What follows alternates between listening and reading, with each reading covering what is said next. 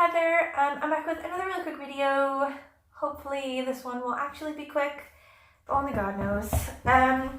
Basically, I think I want to start like a new video idea, or like a sort of series, I guess, where I do it just like every week, basically.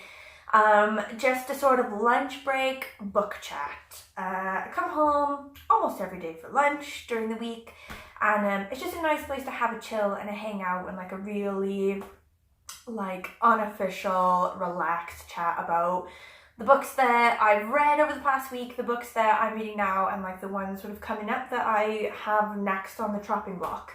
And it's an idea that I got from watching quite a few other people who do it, like Sarah from Hardcover Hearts. She does sort of like a weekly reads thing. I like watching Sean the Book Maniac as well. He does like a sort of Friday reads. I just really like to watch booktubers with their sort of relaxed weekly chat about like their book situation, which is my favorite kind of book chat, to be honest. Like when I try to make it really on a topic or a particular thing, or like try to move it in a certain theme or direction, it's just too much stress. Like, I don't need that in my life. So, lunch break book chat.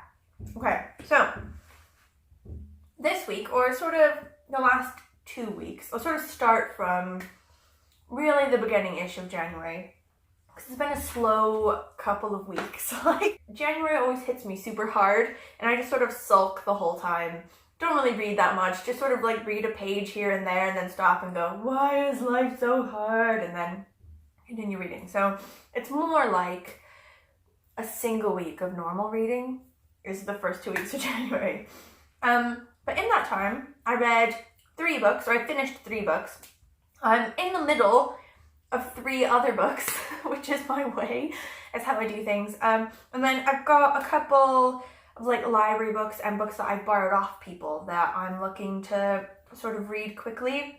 Like all of them really are necessary to get through really quickly, because the library books are due back, and also my friend is just like, so you can just give it back whenever. Like, I don't think he means like 4 years later, which is like the record I'm working at, due with the amount of time that I have left a book at my house after I borrowed it from my brother. Okay. So the first one I finished is The Power by Naomi Alderman. And this one was pretty good. Yeah, I gave it my sort of normal like 4 stars for a book that I, liked more than the average book, but wasn't my favorite book, It's basically about, sort of follows around a couple girl narrators. Like, the sort of events in the book happen to all girls around the world, but they sort of follow 4 women in particular, or like 3 women and 1 man. But basically, it's sort of the premise of the book is that this man is writing a history of the cataclysm, like, centuries ago when this big thing happened to change all of society, and he's like writing a history of it, and this woman named Naomi is sort of reading it and then saying back how she feels, like her critique of it, and saying, oh, I don't believe that happened, or how do you think that this happened, blah, blah, blah. What happens is women just all of a sudden find out that they have the ability to touch something and send electricity through it. So like people or metal or water or whatever. Just all of a sudden, all over the world, like women are waking up to this ability that they have, and men don't really have it. Like some of them are freaks and they do have it.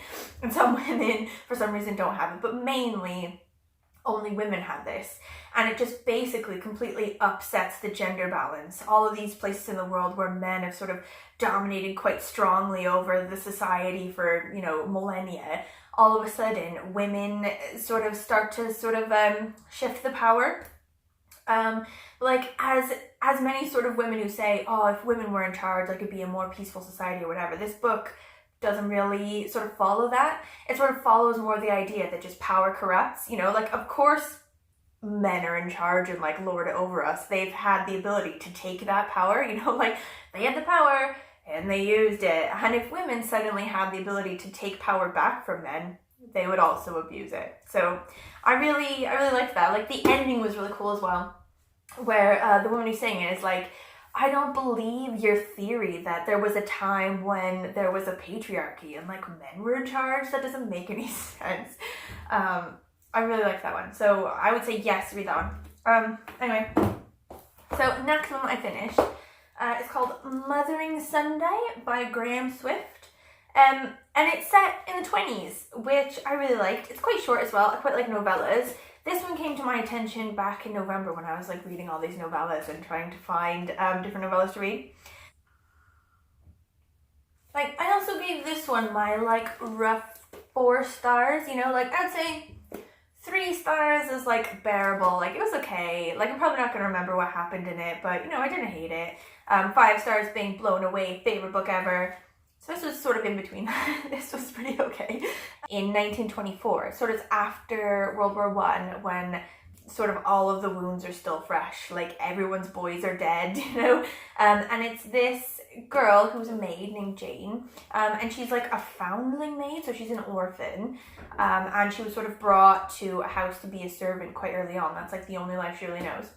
And she has a lover who's this like gentleman, this like high-born sort of rich man, but he's the only like remaining son of the family. All the other kids in the family died in the war, all the other sons, so he's the last one. And they're lovers, and they have like a tryst on Mother's Day in 1924, and it's like their last one.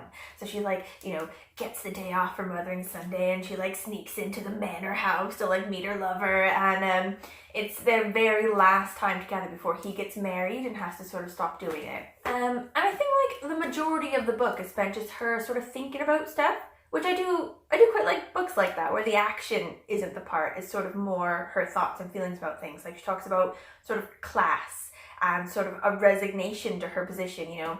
And some of it, you can tell that she's talking about this day after being quite old. So she's an elderly woman. She's lived her life. She became a writer. She worked at a bookshop for a bit after this happened. And she's looking back on this Mothering Sunday when she was sort of the guy on Mothering Sunday. He leaves to go sort of meet his fiance or whatever, and he's like, okay, lock up when you leave. And she just sort of like walks around the whole house naked because she can. She's like in the library just butt naked, like thinking about stuff, you know, like thinking about her childhood and like what her mother was maybe like, and like all the differences in class and blah blah blah in her situation, which I really like. There's also like a twist ending and how it sort of changes her life or whatever. And basically I just thought it was really sort of beautiful. I don't know, the language that Graham Swick uses. I think I'll probably read a couple more of his if I can. Anyway, that was good. Okay, I'm like hella running out of time, guys. These book chats are gonna have to get faster because I'm only got an hour for lunch. I promise my next book chat will be faster. Okay, so the last one that I read all the way, got through, was No One Is Too Small to Make a Difference by Greta Thunberg. Like, the way that she says her name is amazing. You should Google it right now and just listen to her talk, because her voice, like, I love her voice. I love how she says things. I love how she says her name and like how she pronounces things. Anyway, this book is sort of a collection of all the sort of speeches and like talks she's done and things that she's written about the climate crisis sort of over time. How she sort of responded to critics, how she's sort of like gone after people. Y'all, Greta is savage, and I love that. So she's like talking to these celebrities at this like celebrity award show or whatever, and she's like, you know, like celebrities are great, you know, they have the ability to get out the climate crisis or whatever, but of course they don't really do that because it'd stop them from flying on their jet to their like yoga retreats or whatever. Like, ooh, girl. Also, she's like, it's really, you know, stupid when people just want to sort of like say how they admire me and they want to have selfies with me and they want to come up to me and say, oh, how I'm doing so much for the environment, and they don't really do anything themselves. Like, she's just basically saying that's bullshit. The thing I didn't really like about the book is that it is quite a lot of the same speech over and over again. There are like obviously parts of what she's trying to say, like her main message that she puts into everything sort of in the same words, you know? So quite a lot of the same sentences show up over and over again throughout the whole course of the book, and that was a bit annoying and sort of repetitive. But all in all, I liked it because I think I've only seen like a speech of hers or two maybe, and I hadn't really read a lot of the different things that she's put out there, and it's really good. She's quite smart, and obviously it's a good cause. I need to start like flying less because I am shit.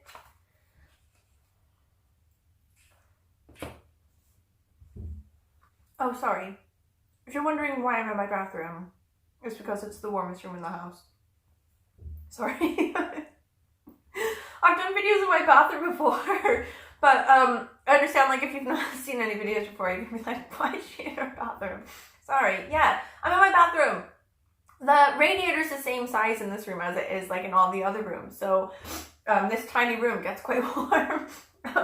So yeah, I just sort of camp out in here in the winter. Like, I imagine sometime in March or April, I'll stop doing videos in the bathroom because it'll become pointless. I can emerge into the living room again after it gets warm. So now, those are the ones that I've finished in this time.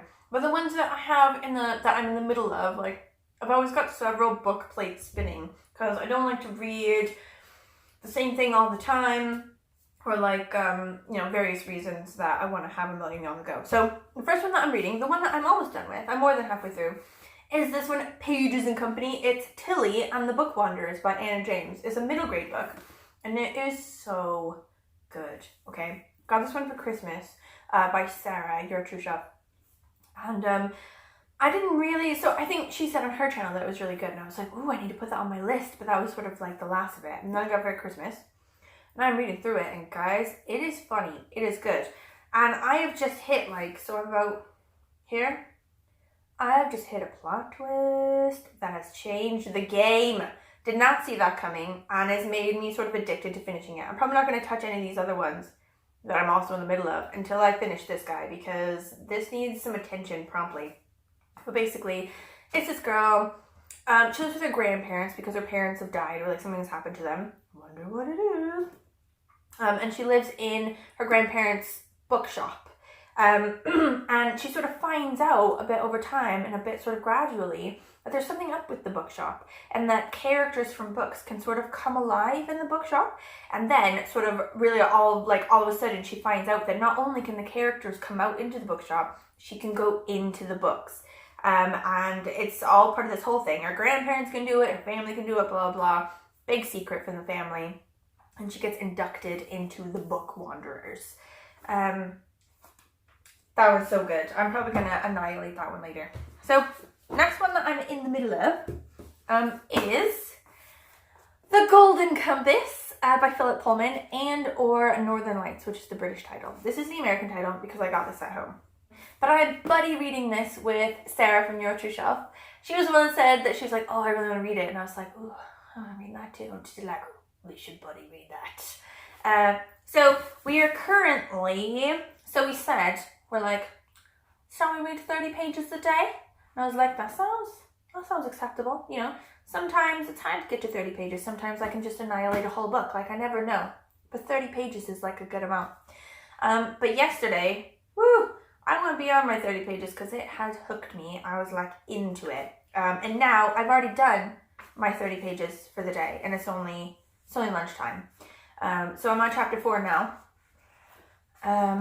And I need to just stop. Done my 30 pages for the day. And I'm not gonna read any more. Just put it down, shall I? Won't read any more today. No more. No more reading about today.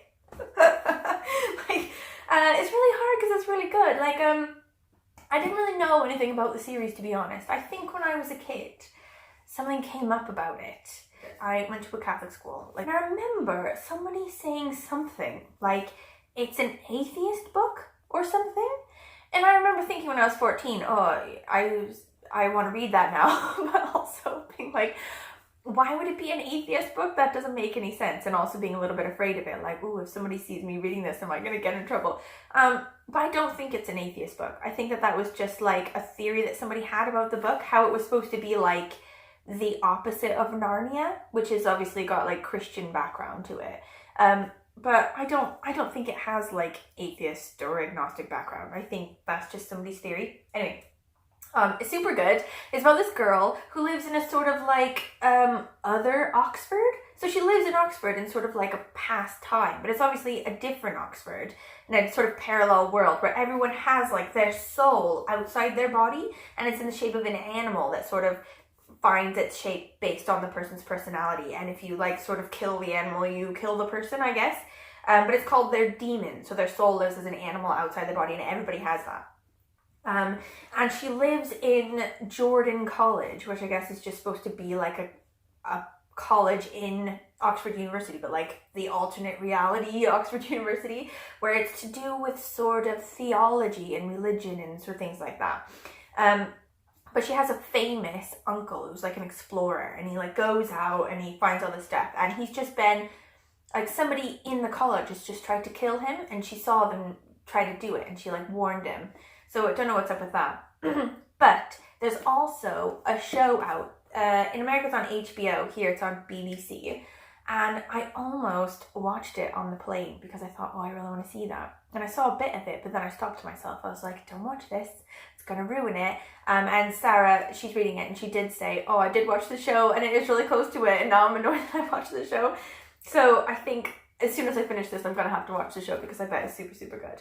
But anyway, loads of plot twists I think are coming, and loads of like mysteries and questions to be answered. So that's pretty exciting. The next one that I'm in the middle of, oh god, I gotta be so quick. Guys, if this is gonna be like a weekly thing, I promise that I'm gonna be better about this. I'm gonna be like quicker in these like midweek lunch break book chats. But the next one that I'm in, also in the middle of, is Burial Rites by Hannah Kent. And it is pretty good. It's also from the library, and it's also like coming quickly upon its due date, so hopefully it'll let me renew it. Sometimes it doesn't let me do that. But this one is based on a true story in Iceland in 1820. So this woman, I don't know a lot about it, but so far in the book, it's a woman who's been accused of murder, and she's now been sentenced to execution. But because Iceland at this time is run by Denmark, everything to do with like the government and sort of like legislation and judicial stuff has to go sort of through an approver in Denmark. So it's taking a bit of time for things to sort of be approved and to get the execution sort of all the way sorted. So they've had to keep this woman prisoner for a while. But because it's like the middle of nowhere, Iceland, they don't really have anywhere to stick her. They don't really have an official jail or anything like that. So they've had to put her with like this farmhouse family. And I think there's something up with the woman and also with the family, but I don't know what it is, and I can't wait to find out. Like, the writing is really good, the characters are really good. I really like the weird Icelandicness of it. Like, everything to do with Iceland is weirdly creepy, and I don't know why, but I love it. And yeah, so I also love that on the back, like, everyone says you shouldn't like read what other authors say on the back because they were just paid to do that, but I still do it anyway, and I still feel like it's got merit. An accomplished gem, its prose is crisp and sparkling as its northern setting, by Geraldine Brooks, who I love. I love Geraldine Brooks. I like she did like People of the Book. She did like Year of Wonders, Caleb's Crossing.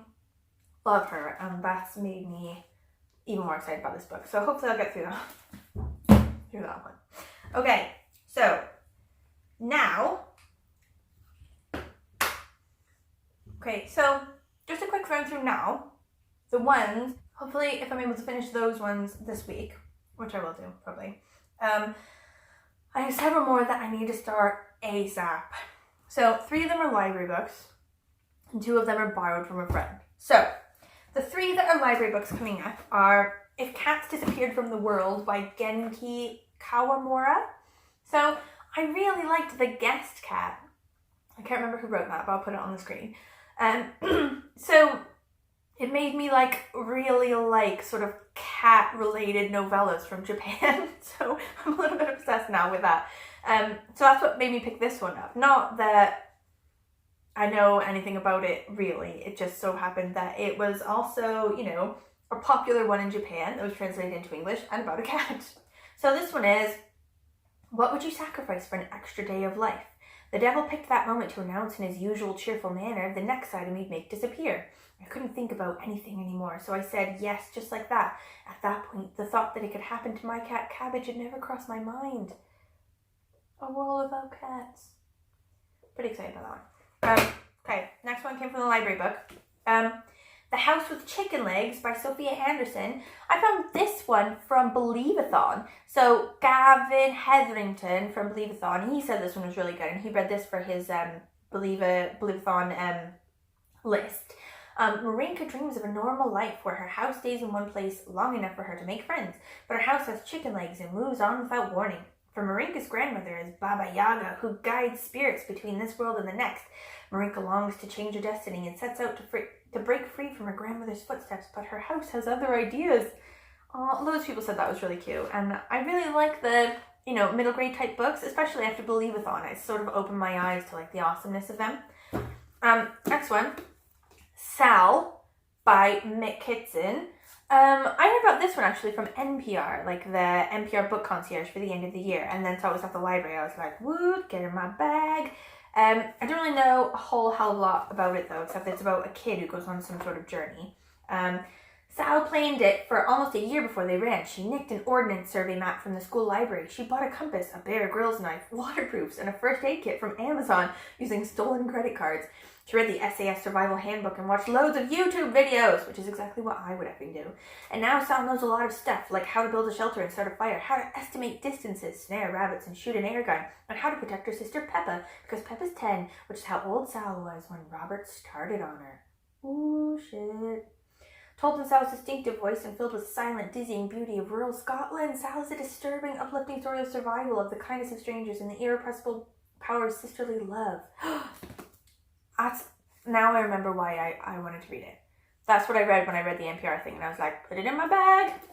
Okay, so then, two more that I borrowed from my friend in work. He also reads loads. I think probably he actually reads more than me, and he's read a couple of these, and he's like, please, you should read these so we can talk about them. They're amazing. So the first one was E.L. Doctorow's Homer and Langley, which he gave to me because I said for the Pop Sugar Reading Challenge, one of the categories was somebody with like a sight disability or something. And I was like, I don't know any books like that. And he was like, I just read one. It was fucking awesome.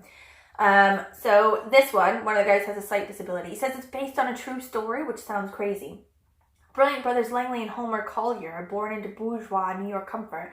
Their home a mansion on Upper Fifth Avenue, their future Rosie. But before he's out of his teens, Homer begins to lose his sight. Langley returns from the war with his lungs seared by gas, and when both their parents die, they seem perilously ill-equipped to deal with the new era. My friend said it's like based on these real-life hoarders. So these guys who, like, when they died, they went through their house, and they just had, like, basically a time capsule of the century sort of in there. They just basically kept everything in their whole lives, and they lived till they were like 90 or whatever. And it was absolutely amazing sort of going through the house and finding all the things that they'd kept. So that's pretty exciting.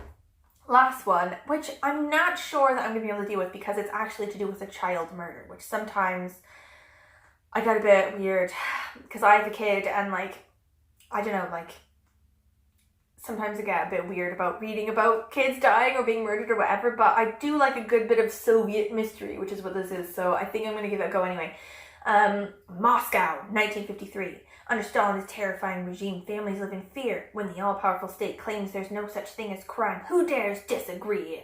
An ambitious secret police officer, Leo Demidov, has spent his career arresting anyone who steps out of line. Suddenly, his world is turned upside down when he uncovers evidence of a killer at large. Now, with only his wife at his side, Leo must risk both their lives to save the lives of others.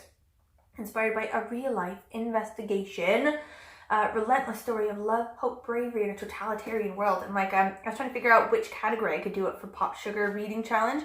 One of the things is a great first line. So I was like, oh, I wonder if it's got a really good line, you know, at the beginning. And it effing does.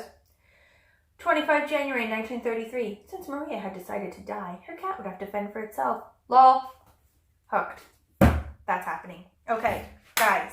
Thank you for watching this video. If you have anything to say about any of these things, if you read any of these books or you want to read them or you hated them or you have books that are like them, please let me know. I'd love to chat about it. Let me know how you feel about the idea of like a weekly like book chat over lunch break. If you think it's a good idea, if you think it's sort of stupid and that I'll eventually get bored of it, let me know. Okay, thank you for watching this video. I love you all. Goodbye!